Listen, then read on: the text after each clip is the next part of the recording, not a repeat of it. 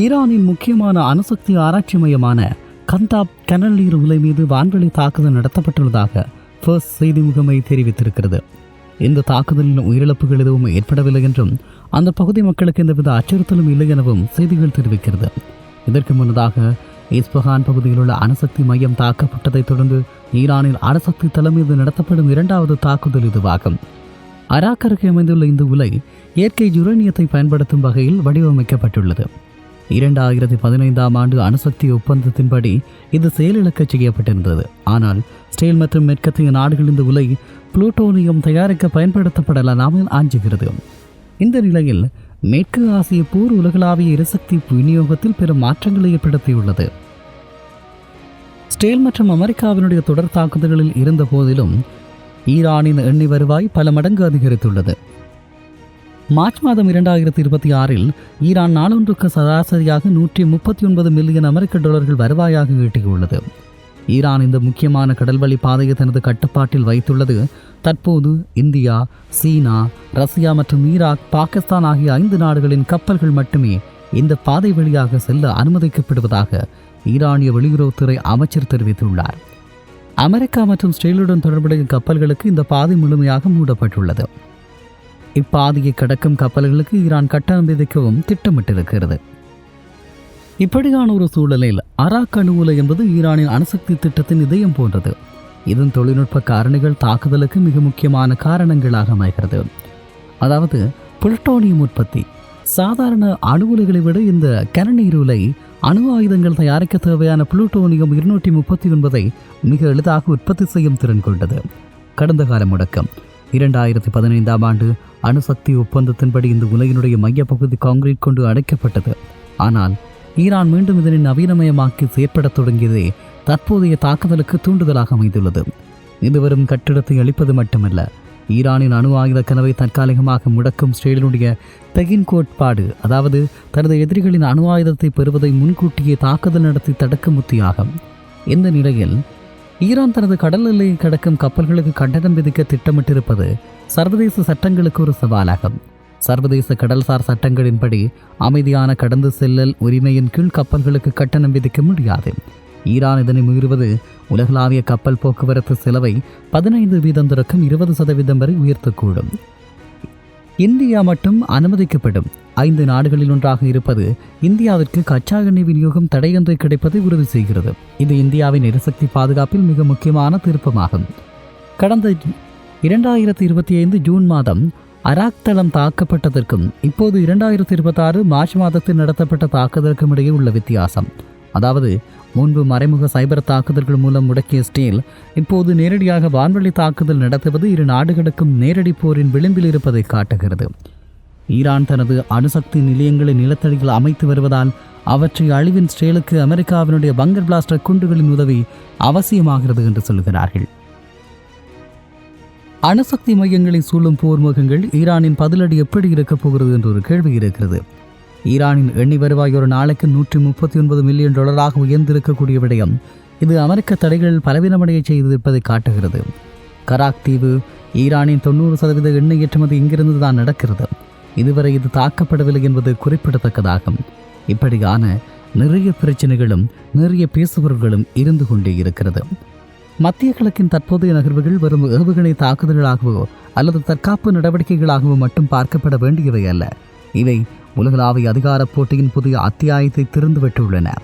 ஈரானின் அணுசக்தி மையங்கள் நோக்கி இஸ்ரேல் குறிவைப்பதும் பதிலுக்கு ஈரான் சர்வதேச கடல் வழிப்பாதையை தனது கட்டுப்பாட்டில் கொண்டு வருவதும் ஒரு மிக பெரும் புவிசார் அரசியல் சதுரங்க ஆட்டத்தினுடைய உச்சகட்ட நகர்வுகளாகும்.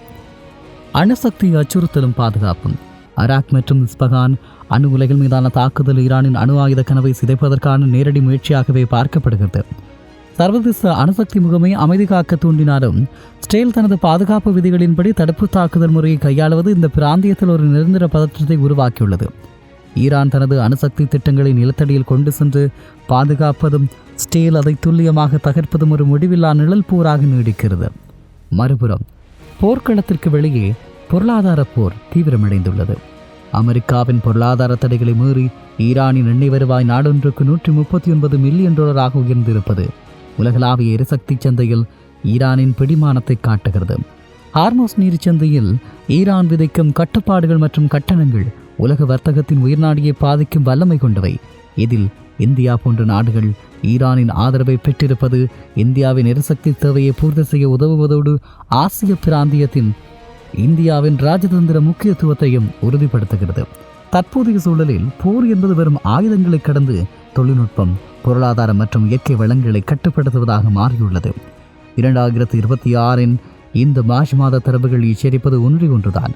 ஒரு சிறு தவறு அல்லது ஒரு தவறான ஏவுகணை தாக்குதல் கூட உலகளாவிய எரிசக்தி விநியோக சங்கிலியை அறுத்து உலக பெரும் பொருளாதார வீழ்ச்சிக்கு தள்ளக்கூடும். ஈரான் மற்றும் இஸ்ரேல் இடையிலான இந்த மோதல் வரும் 2 நாடுகளுக்கு இடையிலான எல்லைப் போர் அல்ல. இது புதிய ஒழுங்கினை நிர்ணயிக்கப் போகும் ஒரு தீர்க்கமான யுத்தம். சர்வதேச சமூகம் உடனடியாக தலையிட்டு தீர்வு காண தவறினார் இது ஒரு பிராந்திய மோதலிருந்து உலகப் போராக உருவெடுப்பதை தடுத்து நிறுத்துவது கடினமாகிவிடும் என்றும் சொல்லலாம். இது வெறும் ஒரு போராக மட்டுமல்லாமல் உலகத்தினுடைய பொருளாதார இதய துடிப்பை தாக்குகின்ற மிக முக்கியமான ஒரு காரணியாக இருக்கிறது. உலக நாடுகளை பொறுத்தவரை தங்களுடைய பொருளாதாரம் அதல பாதாளத்தில் விழுந்து கிடப்பதை உறுதிப்படுத்துகிறது. இந்த நிலைமை எப்படியான நகர்வுகளை ஏற்படுத்தப் போகிறது என்பதுதான் மிக முக்கியமானதாகும்.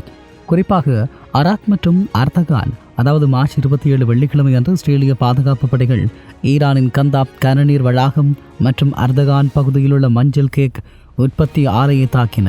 இது ஈரானின் அணு எரிபொருள் சுழற்சியை நேரடியாக குறிவைக்கும் நடவடிக்கையாகும். இல்பகான் தொழிற்சாலைகள், அணுசக்தி நிலையங்கள் மட்டுமின்றி இல்பகன் மாகாணத்தில் உள்ள இராணுவத்துடன் தொடர்புடைய எஃகு ஆலைகள் மற்றும் ஏவுகணை உற்பத்தி தளங்கள் மீதும் தொடர் வான்வெளி தாக்குதல்கள் நடத்தப்படுகிறது. ஈரான் தனது பதிலடியை வரும் அறிக்கைகளுடன் நிறுத்தாமல் தரைவழி மற்றும் வான்வெளி தாக்குதலாக மாற்றியுள்ளது. மார்ச் 27 இரவு அன்று மற்றும் மார்ச் 28 காலை வேளையில் ஈரான் இஸ்ரேலினுடைய மத்திய மற்றும் தெற்கு பகுதிகளை நோக்கி தொடர் ஏவுகணை தாக்குதல்களை நடத்தியது. இதில் டெல் அவீவ் பகுதியில் ஒரு கட்டிடத்தின் மீது ஏவுகணை விழுந்ததில் ஒருவருக்கு உயிரிழந்துள்ளார். சவுதி அரேபியாவில் உள்ள அமெரிக்க இராணுவ தளம் மீது ஈரான் நடத்திய ஏவுகணை தாக்குதலில் அமெரிக்க படைவீரர்கள் காயமடைந்துள்ளதோடு பல போர் விமானங்களும் சேதமடைந்துள்ளது. கடந்த வாரம் ஈரான் நடத்திய தாக்குதலில் இஸ்ரேலினுடைய அணுசக்தி மையமான டிமோனாவுக்கு அருகில் ஏவுகணைகள் விழுந்தன. இது அணு உலை என்ற ஈரானின் எச்சரிக்கையை பார்க்கப்படுகிறது. ஹூதி கிளர்ச்சியாளர்கள் ஏமனில் உள்ள ஹூதிகள் இந்த போரில் முறையாக தங்களை இணைத்துக் கொள்வதாக அறிவித்திருக்கிறார்கள். அவர்கள் பாப் அல் மத்தேப் நீர்ச்சந்தையில் இஸ்ரேலிய கப்பல்களை தடுத்து நிறுத்தப் போவதாக இன்று எச்சரித்திருக்கிறார்கள். லெபனானிலிருந்து இஸ்ரேலினுடைய வடக்கு எல்லை மீது இதுவரை இல்லாத அளவில் ஒரே நாளில் 48 தாக்குதல்கள் ஹெஸ்புல்லா நடத்தியிருக்கிறது. இதே நிலையில் ஈரான் அதிபர் மசூத் செபஸ்கியான் அண்டை நாடுகள் தங்களது நிலப்பரப்பு ஈரானுக்கு எதிராக போருக்கு பயன்படுத்த அனுமதிக்கக்கூடாது என்றும் மீறினால் அந்த நாடுகள் உட்கட்டமைப்புகள் தாக்கப்படும் எனவும் இன்றும் எச்சரித்திருக்கிறார். போர் பதற்றத்தை குறைக்க பாகிஸ்தான், சவுதி அரேபியா, துருக்கி மற்றும் எகிப்து ஆகிய நாடுகளின் வெளியுறவு அமைச்சர்கள் நாளை இஸ்லாமாபாத்தில் அவசர ஆலோசனை நடத்த இருக்கிறார்கள்.